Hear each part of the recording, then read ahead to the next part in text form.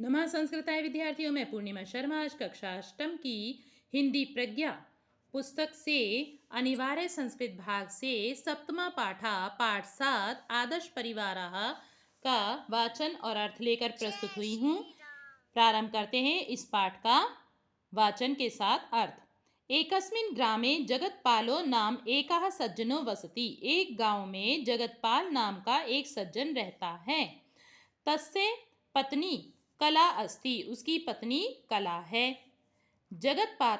जगत्पालः 37 वर्षीयः, कला 32 वर्षीया च स्तः। जगतपाल 37, सप्त मतलब 7, 63 मतलब 30, 7 और 30 37। जगतपाल 37 वर्ष का, च और कला 32, द्वा मतलब 2 और 63 मतलब 30, 32 वर्ष। 2 और 30 कितने हुए? 32। कला 32 वर्ष की है।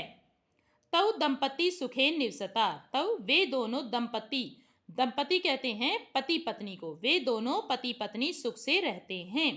तयोः द्वे संतति स्तः, उन दोनों के 2 संतान हैं। एकस्तनयाः एका च तनया, एक पुत्र, तनया कहते हैं पुत्र को, एका च तनया और एक पुत्री, तनया कहते हैं पुत्री को। यह आपका पुत्र और पुत्री के पर्यायवाची में भी ये शब्द आप लिख सकते हैं। तनयस्य नाम विवेकः, तनयाश्च नाम प्रतिभा अस्ति। तनयस्य पुत्र का नाम विवेक और पुत्री का नाम प्रतिभा है।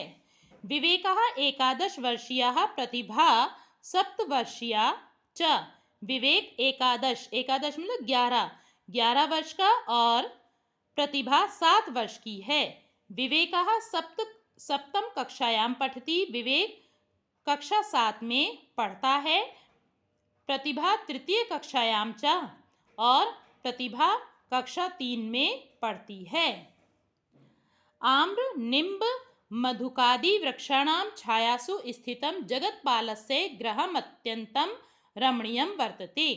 आम्र आम और निम्ब नीम, आम और नीम और मधुक कहते हैं महुआ, महुआ आदि के, आम नीम महुआ आदि के वृक्षों की छाया में स्थित जगतपाल का घर अत्यंत मतलब बहुत रमणीयम वर्तते, बहुत सुंदर है। जगतपालः एकः उद्योगी कुशलश्च कृषकः, जगतपाल एक परिश्रमी और कुशल किसान है। सः सर्वदा कृषिकर्मणि संलग्न स्वकर्तव्यं पालयति, वह हमेशा कृषि कर्मणि खेती के काम में लगा हुआ अपने कर्तव्य का पालन करता है। यानी कि खेती का काम भी करता है और अपने परिवार के प्रति जो उसके कर्तव्य हैं उनका भी पालन करता है।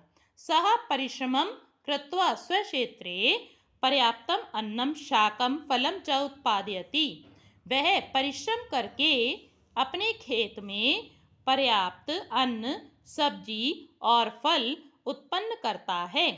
तस्य गृहे एका श्वेतवर्णा धेनुः वर्तते, उसके घर में एक सफेद रंग की गाय है। धेनु मतलब गाय।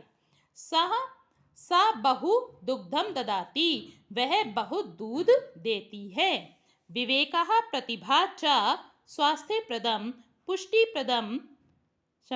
पुष्टिदं च भोजनम कुरुताः, विवेक और प्रतिभा स्वास्थ्य देने वाले और पुष्टिप्रदम, पुष्टि मतलब पोषक तत्वों से युक्त भोजन करते हैं।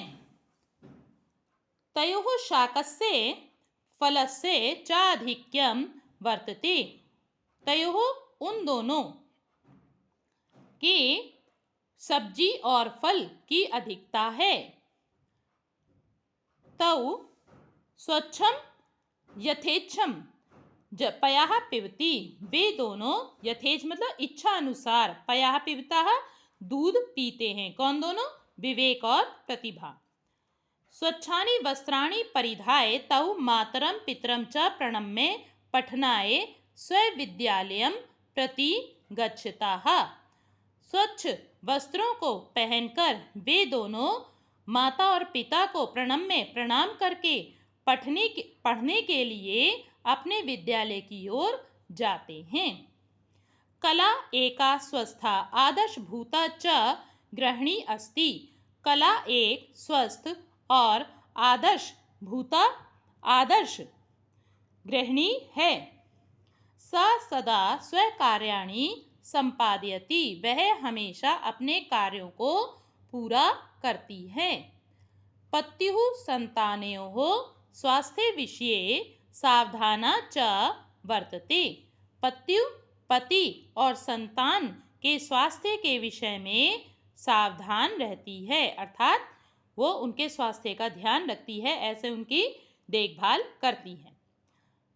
पतिः जगत्पालो अपि स्वपत्नीं कलां बहु मन्यते। पति जगतपाल भी अपनी पत्नी कला को बहुत मानता है, अर्थात बहुत सम्मान देता है। अनेन प्रकारेण परस्परम स्नेह सौहार्दम बद्धा अयम लघु परिवारः एकः आदर्श परिवारः अस्ति।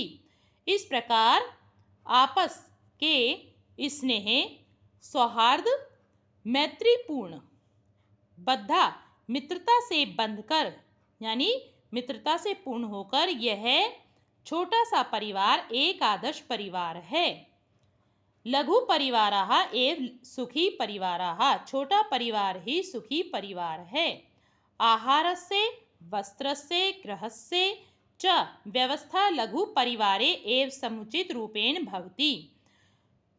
आहार की यानी भोजन की, वस्त्र की और घर की व्यवस्था छोटे परिवार में ही ठीक प्रकार से होती है। लघु परिवारेण समाजस्य राष्ट्रस्य च कल्याणं भवितुम् अर्हति। छोटा परिवार ही लघु परिवारेण एव, देखिए वृद्धि संधि का उदाहरण है, कैसे बनेगा? लघु परिवारेण धन एव। छोटा परिवार ही समाज की और राष्ट्र की के कल्याण भवितुम अर्हति। छोटा परिवार ही समाज और राष्ट्र का कल्याण करने में समर्थ होता है, या अर्हति मतलब योग्य है। छोटे परिवार के द्वारा ही समाज और राष्ट्र का कल्याण हो सकता है। आज के लिए इतना ही। अगली वीडियो में इस पाठ के शब्दार्थ और अभ्यास कार्य के साथ हम मिलेंगे।